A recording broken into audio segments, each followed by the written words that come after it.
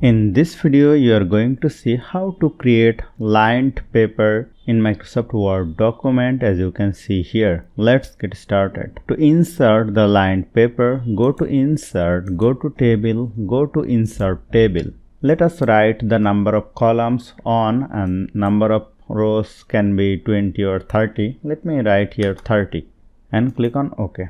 If I want to add more, just select it, click on right button, go to Insert, click on Insert Row below.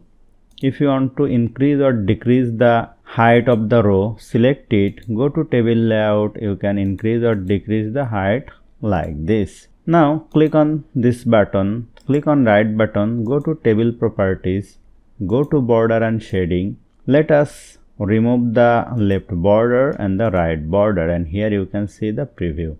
And click on OK and hit OK, and you will see the magic. I have created the lined paper in Word very easily. So hope you found this video helpful. If you like this video, please share this video with your friends and family, and don't forget to subscribe. Thank you.